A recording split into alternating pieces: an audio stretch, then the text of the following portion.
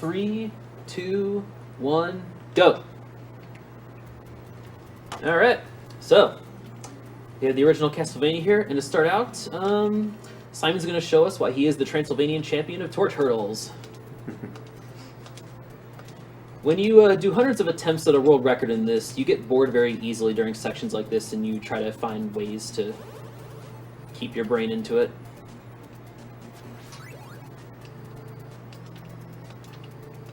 So there's the zombies that I always thought were ghosts, because really, they look like ghosts, man. Come on. They do.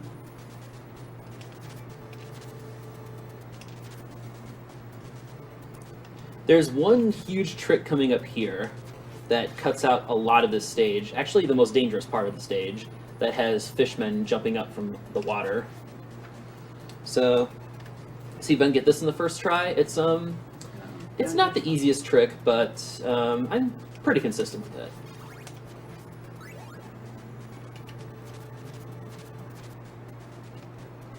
And there you go. Nice. Nice.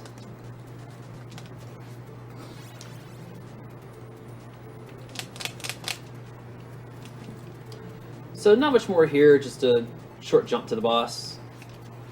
Only thing is hitting this candle, which I did. That's pretty tricky to do, actually, because your whip does not stay out very long in this game. Here's what you do to manipulate this boss. Make this double shot appear. Don't grab it until the boss starts moving. And then that guarantees a good pattern, so that the boss won't just fly around all over the place. You won't really fly anywhere. Exactly. People are saying that the game audio is really low. Can we perhaps turn it up on the TV a bit? Oh. Hey, I want to hear it too. Yeah. I hear nothing over here.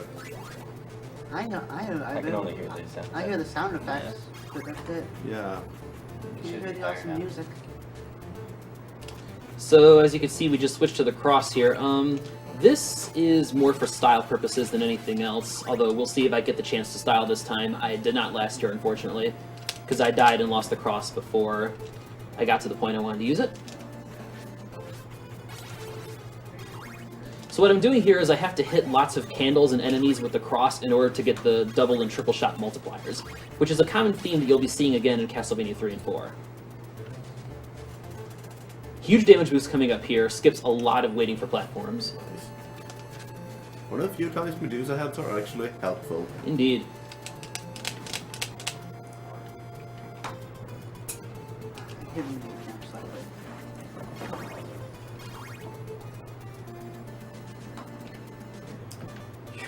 That was actually a lot closer than it looked. Those spike crushers have huge hitboxes in this game. Easily bigger than the actual sprites. Also, I just lost the triple. It appeared back there. So Medusa's going to take a little longer now, unfortunately. We have a $10 donation here from Mikhail Rassi, who says, "Hello, thanks for all the week. We need more events like that. My donate is from Mr. MVS Sedan." Thank you very much.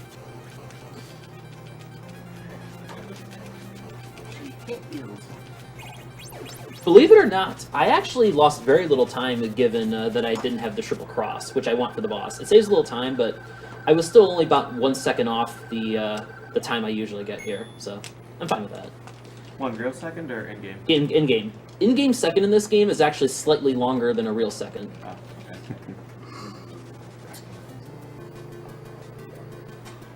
Here comes most people's favorite music from this game. Wicked Child. This stage also, it's tricky to learn to speedrun. There's some rough sections here, including this room. This was a huge killer for me when I was doing world record attempts.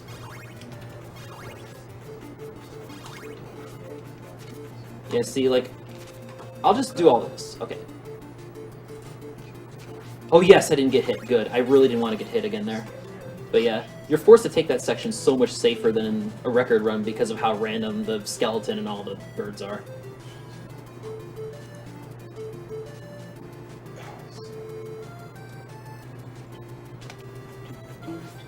Yes, finally killed that skeleton up there. It's kind of tough to aim that cross, and I've been missing it in practice, so happy about that.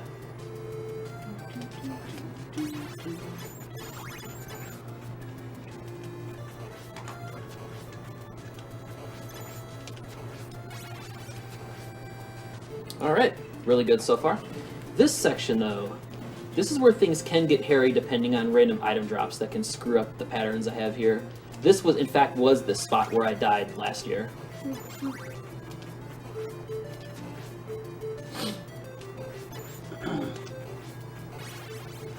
But there you go. That's how you want to handle that. Very nice. Nice. I will get the meat just for safety here. You never know with these guys. But here's the whole reason I pick up the cross. There we go. That was the boss.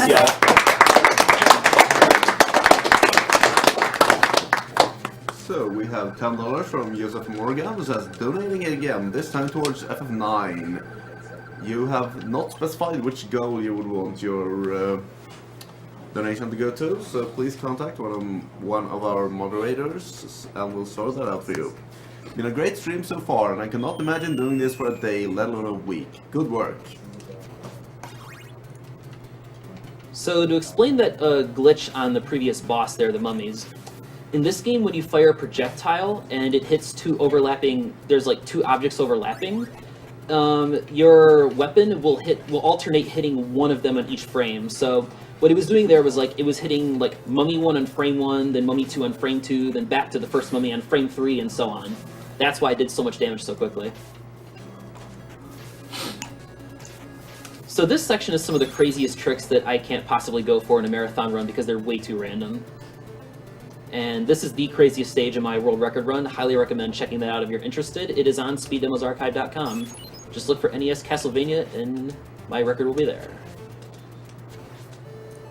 Anyway, so this section you have to be really careful because these guys can randomly drop axes.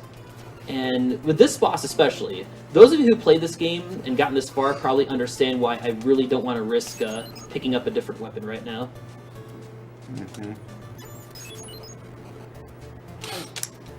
We have a $10 donation from Alexei Canerva, who says, Pablo says hi. Best of luck to Josh. Hi, Pablo. Pablo, for those who don't know, is pretty much the person who taught me how to play Castlevania 1 and 4. And he currently has the world record on Castlevania 4, in fact. So. Yeah, I lost the champion. Indeed.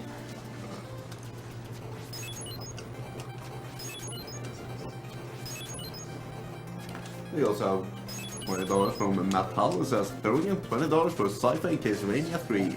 Shoutouts to David Schatzker. Shoutouts to Davis, indeed. Those of you who see my stream will know what I'm talking about.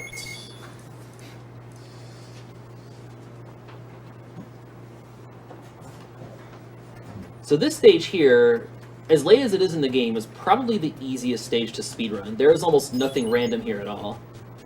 Really just the movement of the skeletons.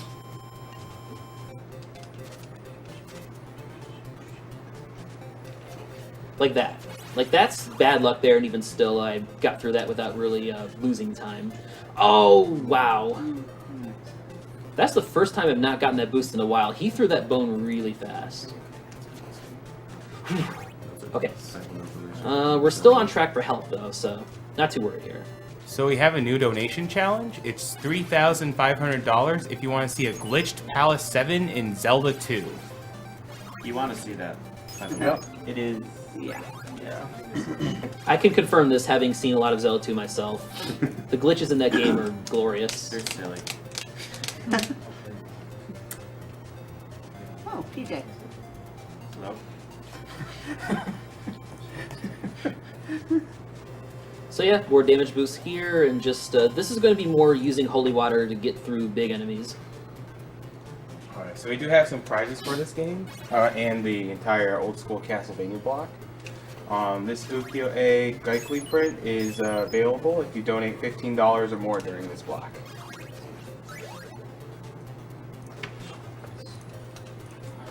Does it extend to Castlevania 4?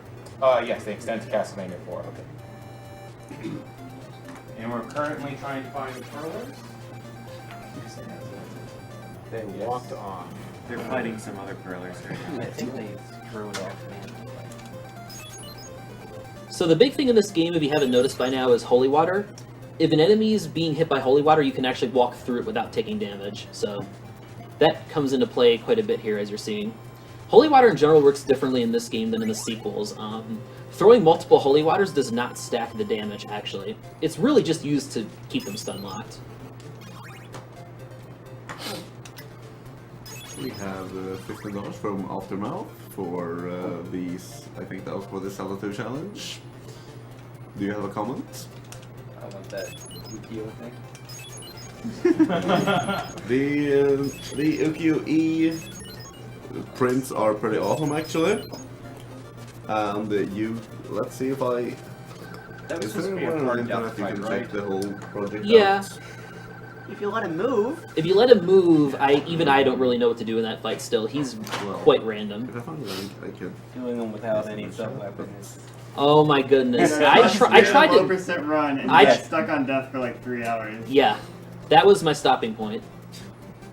We also have $100 from Ryan Achterberg, who says, Funkdoc hype. Thanks for the marathon guide, you are all awesome. The doc can allocate this donation as he pleases. Glitch Zelda 2. I figured. Is that going to be for all of yours? Josh. Yeah. So we have one here from Christopher Martinkovic, who donates $20 and says, Hey guys, just woke up after 2 hours of sleep due to staying up for the Dark Souls run. I regret nothing. Put this towards whatever Funkdoc wants. Zelda 2. And also $5 from Mikko Kangas, who says, Funkdoc rules. Thanks for the marathon. Please put this towards Die Hard. So yeah, those harpies dropping Fleamen are the reason I need the stopwatch in this section. It's just hell to get through this without that. Do you use that in your record run too? Yes. That is a strat that's not going to change.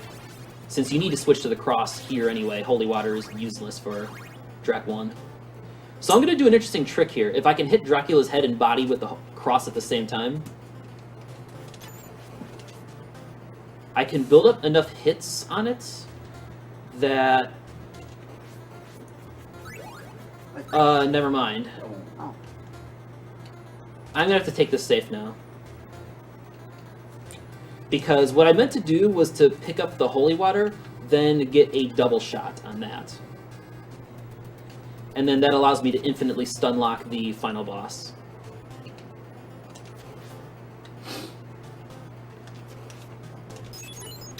We have $16 from Neil Stevens, says, Go Funkdoc. Please put $10 towards Mr. and Mrs. MTI for Curious. Oh, I got a critical hit actually. Oh, nice. Nice. For Curious AGDQ couple, and $6 for Just Fiesel.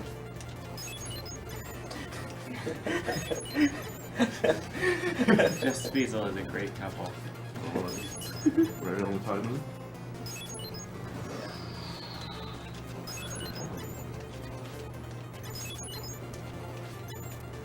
I got him though. I got him! Yeah. Ooh! Time! Oh, I did it a bit early then. I did it when he actually died, but so like 13, 17 then. Alright. Yeah, I had to take it safe on last track, but still, Reckless I'll take Castlevania. that. Good job. Yes. Thank you.